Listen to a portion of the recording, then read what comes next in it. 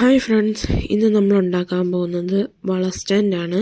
അതിന് വേണ്ടിയിട്ട് പട്ടിസൻ്റെ ഒരു കവർ എടുത്തിട്ടുണ്ട്. അതുണ്ടാക്കാനായിട്ട് അതിൻ്റെ ഫ്രണ്ട് പോർഷൻ കട്ട് ചെയ്തുകൊണ്ടിരിക്കുകയാണ് ഞാൻ.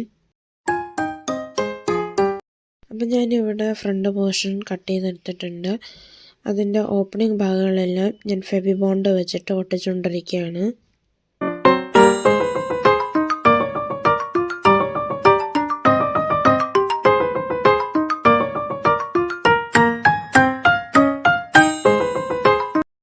അപ്പോൾ ബോക്സിന് തീരെ കട്ടിയില്ലാത്തത് കാരണം അപ്പുറത്തും ഇപ്പുറത്തുമായിട്ട് വരുന്ന ഭാഗങ്ങളിൽ 3 ലെയർ വീതമാണ് ഒട്ടിച്ചു കൊടുക്കുന്നത്.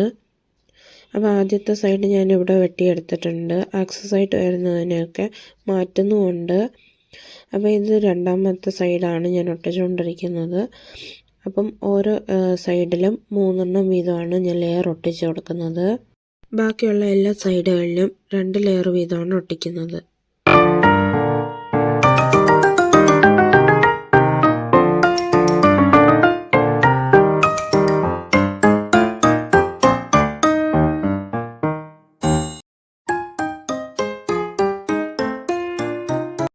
അപ്പോൾ ഇത് ഞാൻ 3ാമത്തെ ലെയറാണ് ഒട്ടിച്ചുകൊണ്ടിരിക്കുന്നത്. അപ്പുറത്തും ഇപ്പുറത്തും വരുന്ന സൈഡുകളിൽ മാത്രമാണ് 3 ലെയർ വീതം ഒട്ടിക്കുന്നത്. ബാക്കിയുള്ള എല്ലാ സൈഡുകളിലും 2 ലെയർ വീതമാണ് ഒട്ടിക്കുന്നത്. കാരണം ഈ വളകളെല്ലാം ഈ 3 ലെയർ ഒട്ടിക്കുന്ന ഭാഗത്താണ് സ്ട്രോങ് ആയിട്ട് ഇരിക്കേണ്ടത്. അപ്പം അത് സ്ട്രോങ് ആയാൽ മാത്രമേ നമ്മളുടെ വളകളെല്ലാം ഓക്കെ ആയിട്ടിരിക്കത്തുള്ളൂ.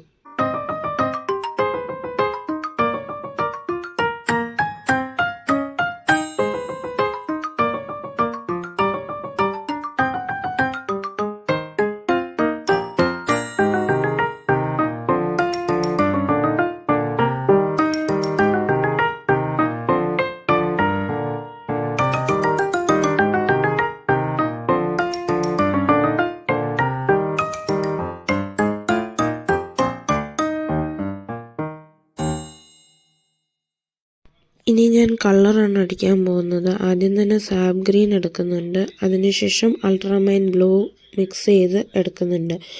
അതിനുശേഷം ഈ ഒരു കളറാണ് നമുക്ക് മിക്സ് ചെയ്തതിന് ശേഷം കിട്ടിയിരിക്കുന്നത്. എല്ലാ സൈഡുകളിലും ഞാൻ ഈ ഒരു കളറാണ് ഇതിൽ വീഡിയോയിനകത്ത് കാണിച്ചിരിക്കുന്നത്. പക്ഷേ എല്ലാ സൈഡുകളിലും ഈ ഒരു കളറല്ല അടിക്കുന്നത്. അപ്പുറത്തും ഇപ്പുറത്തുമായിട്ടിരിക്കുന്ന ഭാഗങ്ങളിൽ ഞാൻ ബ്ലാക്ക് കളറാണ് അടിച്ചെടുക്കുന്നത്.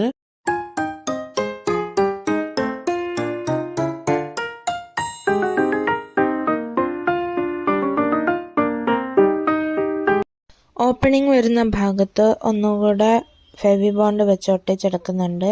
അതിനുശേഷം വേസ്റ്റ് പേപ്പറുകൾ ഉണ്ടാക്കിയിട്ടുള്ള റോളുകളാണ് എടുത്തിരിക്കുന്നത്. 4 സ്റ്റിക്കുകൾ ഒരുമിച്ച് ഒട്ടിച്ചിട്ടാണ് ഞാൻ ഒരു സ്റ്റിക്കായി കണക്കെടുക്കുന്നത്. അങ്ങനെ ഞാൻ 3 സ്റ്റിക്കാണ് ടോട്ടൽ ഉണ്ടാക്കിയിരിക്കുന്നത്. ടോട്ടൽ 12 സ്റ്റിക്കാണ് 3 സ്റ്റിക്കും കൂടെ ഉണ്ടാക്കാനായിട്ട് ഉപയോഗിച്ചിരിക്കുന്നത്.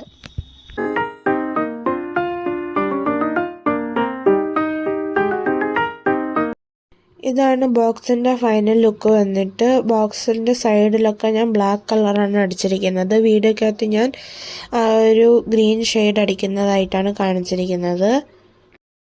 അതിനുശേഷം വളകൾ വയ്ക്കാൻ വേണ്ടിയിട്ട് കർവുകൾ കട്ട് ചെയ്യേണ്ടതായിട്ടുണ്ട്.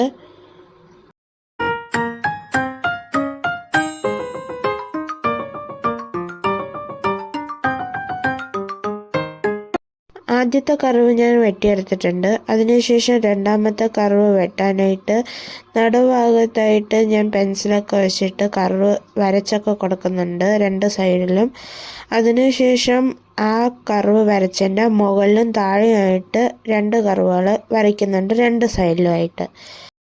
മുകളിലും താഴെയായിട്ട് വരച്ച കർവുകളെയാണ് ഞാൻ വെട്ടിയെടുക്കുന്നത്. സെൻറ്ററിലായിട്ട് വരച്ച കർവിന് ഞാൻ വെട്ടിയെടുക്കുന്നില്ല. അപ്പം ചെയ്യുന്നവരെല്ലാം നോക്കി ചെയ്യാം.